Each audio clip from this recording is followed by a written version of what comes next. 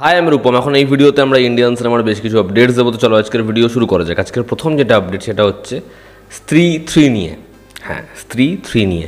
তো আজকে অলরেডি স্ত্রী 2 এর ট্রেলার এসেছে এবং মেকার্সদের তরফ থেকে জানানো হয়েছে যে স্ত্রী 3 আর স্ত্রী 2 এর মধ্যে খুব বেশি গ্যাপ থাকবে না, তার কারণ স্ত্রী পার্ট 3 অলরেডি তাদের লেখা হয়ে গেছে। তো খুব কম ব্যবধানের মধ্যেই এর পরবর্তী পার্ট আসবে। তবে এই ম্যাডক ফিল্মসের যে হরর ইউনিভার্স রয়েছে এর পরবর্তী ছবি কিন্তু ভ্যাম্পায়ার অফ বিজয়নগর বা ভেরিয়া 3 নয়, এর পরবর্তী ছবি হচ্ছে থামা। হ্যাঁ, এটা তারা জানিয়েছে অফিসিয়ালভাবে এবং থামা নেক্সট বিগ থিং এই হরর ইউনিভার্সের।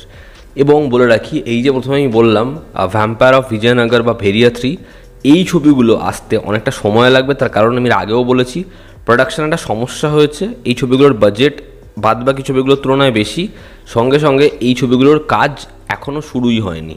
তো এই ছবিগুলো আসতে মোটামুটি সময় লাগবে এবং ম্যাডক চাইছে যে অল্প বাজেটের যে হরর কমেডিগুলো, যেগুলো পার্টিকুলার কিছু গ্রামের গল্প বলবে, যেগুলো লোকের কাছে সারপ্রাইজিং হবে বেশি, সেই ছবিগুলো তারা বেশি ফোকাস করতে চাইছে। দেখার এই ছোট ছোট ইট গেথে এই হরর কমেডি কোন জায়গায় পৌঁছায়।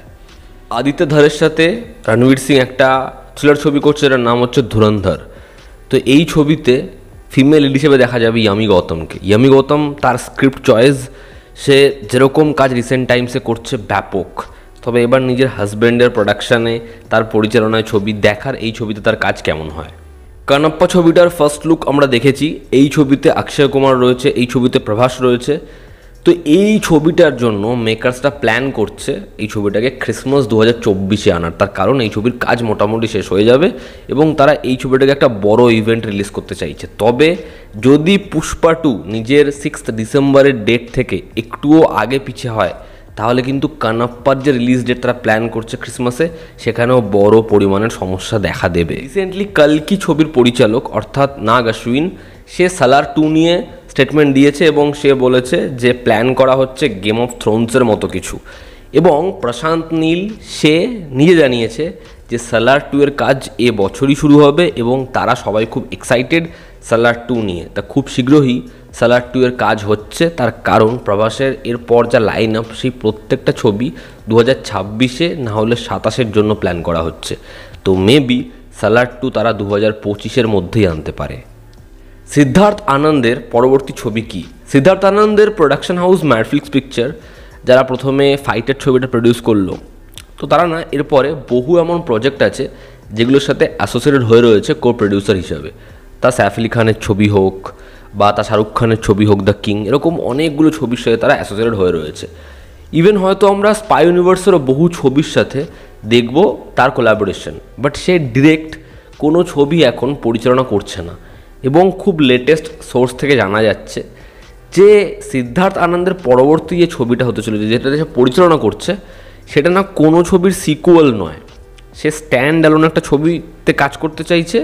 লিড অ্যাক্টরকে সেটাও জানা যায়নি। তবে এই ছবিটা একটা ম্যাসিভ বাজেটে, যেটা সিদ্ধার্থ আনন্দের বাদবাকি ছবিগুলোতেও ছিল, একটা ম্যাসিভ বাজেটের সাথে ম্যাসিভ কাস্টের সাথে ব্যাপক কিছু নিয়ে আসছে। এবং সিদ্ধার্থ আনন্দ এই ছবিটা নাকি বহুদিন আগেও বানাতে চেয়েছিলেন। শিবা কার্তিকেয়া এবং এইচ বিনোদ, এই দুজনের কোলাবোরেশন আমরা খুব শীঘ্রই দেখতে পেতে চলেছি। হ্যাঁ, এইচ বিনোদ সে থালাপাতি 69 ছবিটা করার পরে তার পরবর্তী কাজ করতে চলেছে শিবা কার্তিকেয়ার সাথে। শিবা কার্তিকেয়া একজন দারুণ অ্যাক্টর এবং তার ফ্যান ফলোয়িং অন্য লেভেলেই। দেখার এই দুজনের কোলাবোরেশন হয় কেমন। ধারাক টিমের রিউনিয়ন হতে চলেছে। করণ জোহর একটা ছবি প্রডিউস করতে চলেছে, যেখানে ঈশান খট্টর এবং জাহ্নবী কাপুরকে আমরা একসাথে দেখব এবং ছবির পরিচালনা করবে নীরজ ঘায়ওয়ান। দেখার এই ছবির কাজ কবে থেকে শুরু হয়, এই ছবিটা বক্স অফিসে কী করতে পারে।